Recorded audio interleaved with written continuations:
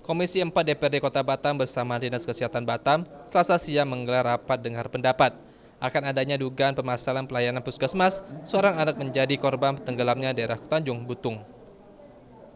Pasalnya saat pasien korban tenggelam ini dibawa ke puskesmas Tanjung Butung itu diduga tidak ada seorang petugas yang menjaga di ruang IGD sehingga pasien terlambat mendapat pertolongan pertama dan mengakibatkan meninggal dunia.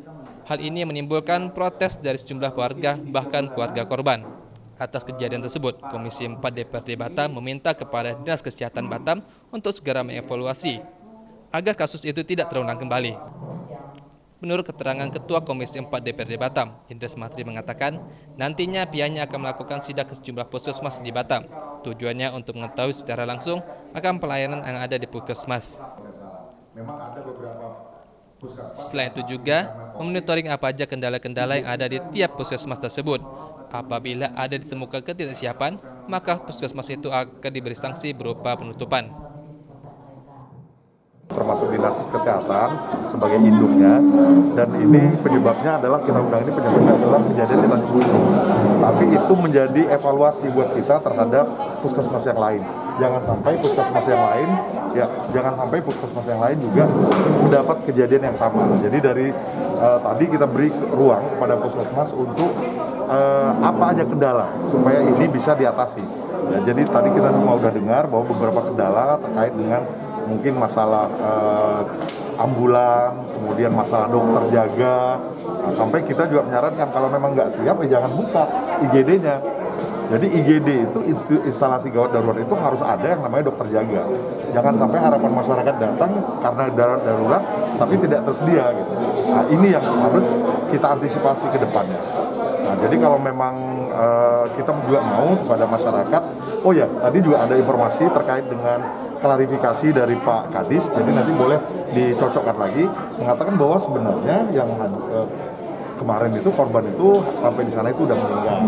Nah, kemudian karena tidak siapnya atau gugupnya bidan, itu akibat dokter jaga nggak ada, tidak berani memberi statement, memberi pernyataan bahwa itu udah meninggal. Nah, ini juga kita melihat perlu tadi permintaan beberapa kampus peningkatan kompetensi. Nah, kami nanti juga menghimbau ketika kami reses segala macam, kami juga mempunyai pokir, kami mungkin bisa masukkan pelatihan kompetensi untuk puskesmas-puskesmas yang ada. Jadi kita berharap sekali lagi mudah-mudahan kejadian ini kita ambil hikmah, yang sudah meninggal ya udah kita doakan, tapi yang kedepannya kita coba ambil hikmah untuk bagaimana ini membuat pelayanan kesehatan dasarnya menjadi lebih baik. Ya, terima kasih ya. Tadi katanya mau sidak Pak. Oh ya, kami juga akan menjadwalkan sidak. Jadi kami akan tegas ketika memang kami sidak ternyata IGD tidak siap, kami sarankan langsung tutup. Jadi bahasanya tadi dari 21 kan ada 2 yang belum IGD 24, tapi ada beberapa yang karena COVID mereka tutup sementara. Nanti kami coba sidak. Kalau memang ternyata peralatan atau dokter jaga atau tidak sesuai dengan apa yang mereka sampaikan, kita arahkan untuk tutup aja. Kasihan. IGD di setiap puskesmas harus ada yang punya dokter jaga. Jangan sampai ada masyarakat yang datang dalam keadaan gawat darurat malah tidak tersedia. Ini harus diantisipasi ke depannya. Terkait kejadian ini, Kepala Dinas Kesehatan Kota Batam, Didi Kusmarjadi mengatakan saat pasien merupakan korban tenggelam itu datang ke puskesmas sudah meninggal dunia. Namun saat itu, petugas di ruang IGD puskesmas hanya dijaga seorang petugas bidan. Tidak memiliki percaya diri untuk mengatakan bahwa korban sudah meninggal dunia. Padahal korban sudah lakukan pemeriksaan urat nadinya tidak teraba dan lainnya oleh petugas tersebut. Video juga dari staf puskesmas tadi, di situ memang ternyata yang tenggelam itu 3 orang.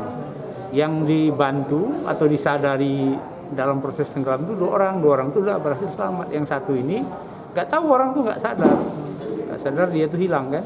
Setelah 10 menit baru panik, mana anaknya. Nah itu baru dicari dapat.